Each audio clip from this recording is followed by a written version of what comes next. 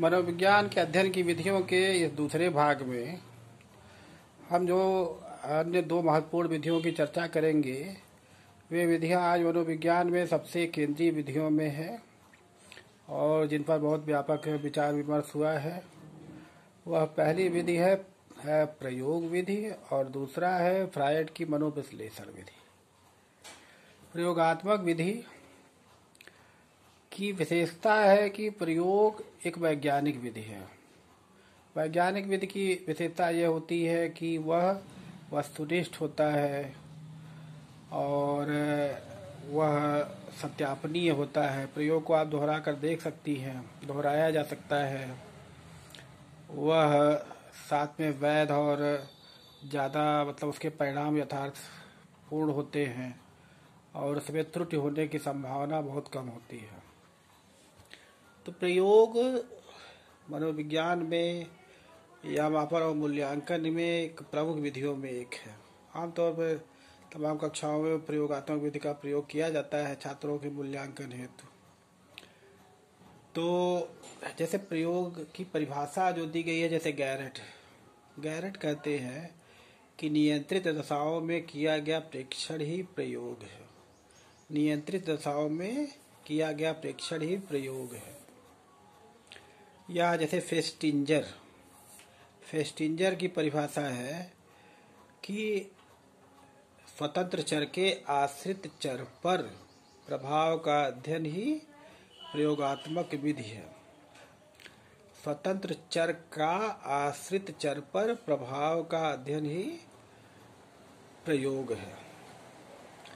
चर क्या होते हैं, सबसे पहले यह जानना आवश्यक है। तो चर वे मान हैं जिसके मूल्य बदलते रहते हैं और उसके विभिन्न मान हो सकते हैं। प्रयोग वही हो सकता है जहां आप कुछ मान बदलता रहे, जिस पर आप कुछ प्रयोग कर सकें। कोई भी चीज़ अगर उसमें फिक्स है, जिसमें कोई परिवर्तन नहीं किया जा सकता, तो उस पर कोई प्रयोग भी संभव नहीं होता। तो प्रयोगात्मक विधि स्वतंत्र चर और आश्रित चर पे। तो स्वतंत्र चर क्या होता है? तो हमें जिसका प्रभाव देखना रहता है प्रयोग में, वह स्वतंत्र चर है, और जिस पर प्रभाव देखना रहता है वह आश्रित चर होता है। जैसे मान लीजिए हमें बुखार है, तो हमें यह देखना है कि पैरासीटामॉल की गोली बुखार को ठीक कर सकती है या नहीं। तो पैरासीटामॉल जो है वह स्वतंत्र चर है और बुखार आश्रित चर है। तो हमको जो है वो स्वतंत्र चर में ही परिवर्तन करके उसका आश्रित चर पर प्रभाव अध्ययन करते हैं। जैसे लिखा हुआ है पैरासीटामॉल 500 mg, तो यह प्रयोग से देखा गया होगा कि 500 mg ही वह डोज है जो पर्याप्त है बुखार ठीक करने के लिए। तो इस प्रयोगों द्वारा ही इसकी पुष्टि होती है। तो प्रयोग विधि मनोविज्ञान में बहुतायत में प्रयोग की जाती है। जैसे आपने पढ़ा होगा थांडाई के प्रयोग, पावलोव के प्रयोग, स्किनर के प्रयोग, कोहलर के प्रयोग, टालमैन के प्रयोग, लेविन के प्रयोग, प्राय मैकडूगल के प्रयोग। प्राय सारे मनोवैज्ञानिक अध्ययन प्रयोग द्वारा किए गए और उसको उन परिणामों को लागू किया गया मनोविज्ञान में एक नियम के तौर पर। यह प्रयोग विधि में एक खासियत क्या है कि ये एक ही चर में आप परिवर्तन कर सकती हैं। तो यह जॉन स्टुअर्ट मिल के एकल चर सिद्धांत पर आधारित है, जिसमें यह देखा जाता है कि एक चर में जोड़ने या घटाने से दूसरे चर पर क्या असर पड़ता है। तो प्रयोगात्मक विधि मनोविज्ञान में इस तरह से बहुत ज़्यादा प्रयोग की जाती है और यह कई प्रकार से इसका उपयोग हुआ है। मनोविज्ञान में जो प्रयोगात्मक विधि है उसको हम इस तरह से भी समझ सकते हैं कि जब भी हम कोई नियम या उसका सिद्धांत का स्थापना करना रहता है तो बिना प्रयोग के हम उसको सफल नहीं मानते। तो मनोविज्ञान को अगर एक वैज्ञानिक विषय माना जाता है तो वह प्रयोगात्मक विधि द्वारा ही होता है। प्रयोगात्मक विधि के बहुत सारे चरण होते हैं। जैसे सबसे पहले कोई समस्या होनी चाहिए और समस्या के साथ वो जो चर का प्रभाव है उसका अध्ययन करना वह बहुत आवश्यक है। तो स्वतंत्र चर और आश्रित चर, इसमें दो शब्द आते हैं, उसको समझना। एक तीसरा शब्द भी दिया गया बाद में, मध्यवर्ती चर। तो प्रयोगात्मक विधि में सबसे जो जरूरी है कि स्वतंत्र चर और आश्रित चर को कोई अन्य चर या बाहरी चर प्रभावित न करे, नहीं तो प्रयोग के परिणाम सही नहीं हो सकते हैं। तो हमको प्रयोग में यह ध्यान देना पड़ता है कि स्वतंत्र चर और आश्रित चर के अलावा कोई और चर उसको प्रभावित न करे। इसीलिए वो प्रयोग में नियंत्रण बहुत आवश्यक है। कि जैसे विज्ञान में भी आप देखती हैं कि कोई प्रयोग हम कर रहे हैं तो उसमें अगर कुछ और मिलावट हो जाती है, जैसे कुछ खास अम्ल होते हैं उसमें कुछ और मिला दीजिए तो विस्फोट भी हो सकता है। तो प्रयोगात्मक विधि की सफलता के लिए बहुत जरूरी है कि आप उसमें कोई और मतलब बाह्य चरों के प्रभाव से दूर रखें।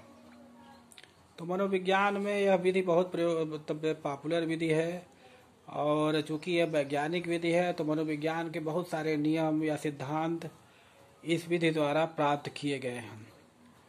यह विधि, जैसे मैंने बताया, जॉन स्टुअर्ट मिल के एकल चर सिद्धांत पर आधारित है, कि जिसमें हम एक चर के अध्ययन द्वारा यह देखने की कोशिश करते हैं कि इसका क्या प्रभाव आश्रित चर पर पड़ा है। तो यह प्रयोगशाला विधि है। इसकी जो समस्या है वह इसको मनुष्यों पर लागू करना है। जैसे मनोविज्ञान में आपने देखा होगा कि ज़्यादातर प्रयोग पशु पक्षियों पर ही किए गए, क्योंकि वह मनुष्यों के जीवन पर उस तरह का प्रयोग करना संभव नहीं था। तो एक्सपेरिमेंटल मेथड जो है बेसिकली पशु पक्षियों पर किया जाता है, और जिसके प्राप्त नियमों का सामान्यीकरण करके, यानी सामान्यीकरण का अर्थ है ऐसा नियम जो सभी परिस्थितियों में लागू हो सके, तो उसको मनुष्यों पर या शिक्षा पर या जहाँ भी है उसको प्रयोग किया जा सकता है। तो यह चूँकि शिक्षा मनोविज्ञान में या अन्य विषयों में मनोविज्ञान में और जगह पर मापा मूल्यांकन है, तो इसका बहुत व्यापक उपयोग किया जाता है, इस विधि का प्रयोग। और यह एक महत्वपूर्ण विधि मनोविज्ञान के अध्ययन में है। इसके अलावा जो अगली विधि है उसको हम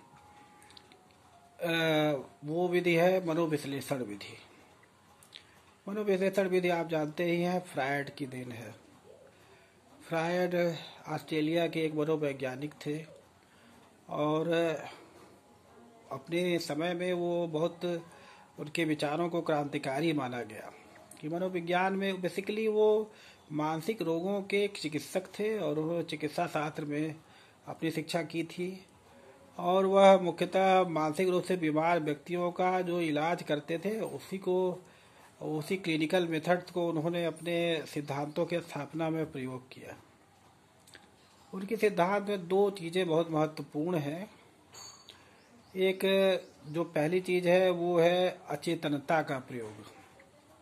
उन्होंने कहा कि जो मनुष्य का व्यवहार है वह उसके अचेतन पर निर्भर करता है। अचेतन का अर्थ यह है कि उन्होंने मन की 3 अवस्थाएं बताई, चेतन, अर्धचेतन या अवचेतन, और तीसरा है अचेतन, कॉन्शस, सब कॉन्शस और अनकॉन्शस। तो उन्होंने कहा कि चेतन जो हम लोगों का बाहरी व्यवहार है वह हम लोगों के व्यक्तित्व का बहुत थोड़ा हिस्सा है। हमारे व्यक्तित्व का जो ज़्यादा बड़ा हिस्सा है वह आपका अचेतन व्यवहार है। तो मनुष्य, जिसमें मनुष्य की भावनाएं, इच्छाएं, आकांक्षाएं ये सब छिपी रहती हैं। तो हम लोगों के जो व्यवहार का निर्धारण करता है वह यही अचेतन व्यवहार ही करता है। इसी कारण जो फ्रायड की जो विधियां हैं, जैसे व्यक्तित्व के अध्ययन में आप पढ़ते हैं प्रक्षेपी विधियां, तो मुख्यतः यह फ्रायड के मनोविश्लेषण सिद्धांत पर ही आधारित है, जिसमें हम मन के अचेतन व्यवहार का ही अध्ययन करते हैं और उसी के जरिए व्यक्तित्व का आकलन किया जाता है। तो इसी प्रकार फ्रायड का जो दूसरा जो महत्वपूर्ण प्रत्यय था वह था इद, ईगो और सुपर ईगो का। ID इड, IGO ईगो और सुपर ईगो। अहम, इदम, अहम और परा अहम। इद, ID इड, इदम, अहम और परा अहम। इदम माने मैं, या ऐसा मतलब ये एक आत्म केंद्रित व्यवहार है कि जिसमें व्यक्ति केवल जो है अपने बारे में सोचता है। इदम जो है वह व्यक्ति की जो है प्लेजर प्रिंसिपल पर काम करता है, आनंद के सिद्धांत पर काम करता है। हर व्यक्ति चाहता है कि व्यक्तिगत तौर पे वह अपने जीवन में सुखी रहे, वह उसको अपने से मतलब है, अपना ही सुख और सुविधा देखना चाहता है। और जो पराहम है वह व्यक्ति का ऐसा व्यवहार है जब व्यक्ति अपने से ज़्यादा दूसरों के बारे में सोचता है, दूसरों की भावनाओं को, इच्छाओं को, कि मतलब एक समाज में अन्य व्यक्तियों के बारे में भी सोचता है। तो ईगो जो है वह एक समायोजन का कार्य करता है कि व्यक्ति के व्यवहार और उसके जो विकास को एक समायोजित करने में ईगो का मुख्य योगदान है। वह अहम और जो इदम और पराहम के बीच में समायोजन का कार्य तो व्यक्ति वह जो है अहम करता है, ईगो करता है। वह बाहरी दुनिया और हमारी भीतरी दुनिया के बीच एक सामंजस्य बिठा के रखता है। तो फ्रायड के सिद्धांत में इनका बहुत जैसे एक समायोजन की प्रक्रिया, जैसे आपको कोई मानसिक समस्या है या चिंता है, घबराहट है, अत्यंत खुशी भी है मान लीजिए, तो वह भी एक प्रकार का सामाजिक या मानसिक समस्या ही है। तो ये सब हमेशा व्यक्ति शांति चाहता है, एक स्थिरता चाहता है। तो वह व्यक्तित्व का जो संतुलन है वह व्यक्ति ईगो द्वारा अर्जित करता है, एक संतुलन स्थापित करता है। तो इसीलिए जो फ्रायड का यह जो मनोविश्लेषण का सिद्धांत है यह मुख्यतः बताता है कि किस तरह से आप अपनी भावनाओं को, इच्छाओं को और इन सबको, प्रक्रियाओं को, स्वप्नों को समझकर और किसी व्यक्ति का मनोवैज्ञानिक अध्ययन या किसी समाज का भी मनोवैज्ञानिक अध्ययन कर सकते हैं। फ्रायड के सिद्धांत में मुख्यतः अचेतन व्यवहार इसको बहुत महत्वपूर्ण माना गया। फ्रायड ने कहा कि जैसे समुद्र है, उसमें जो बर्फ का टुकड़ा अगर तैरता है तो 1/9 भाग ही पानी के बाहर होता है, 8/9 भाग पानी के अंदर होता है। तो पानी के अंदर का जो बड़ा भाग है वही व्यक्ति का अचेतन है। अचेतन व्यवहार का सबसे अच्छा पता आप पागलों को अध्ययन करके देख सकते हैं। जैसे गाली देना या जैसे किसी बात पे हम लोग को बुरा लगता है तो हम लोग किसी दूसरे को कुछ कह नहीं पाते, जबकि पागल तुरंत प्रतिक्रिया करता है। तो अचेतन व्यवहार को आप प्रैक्टिकली वहाँ देख सकते हैं। तो जो भावनाएं हैं, इच्छाएं हैं, जो मन में जो दबी चीज़ें हैं, वही व्यक्ति का अचेतन व्यवहार है। तो इसी व्यवहार के बारे में जानकर, उसकी भावनाओं को जानकर व्यक्ति का जो मानसिक इलाज है वह किया जा सकता है। तो इसीलिए वो मनोविज्ञान में इस वेद को बहुत महत्वपूर्ण माना गया, मनोविश्लेषण के सिद्धांत को। तो यह फ्रायड की एक महत्वपूर्ण देन है।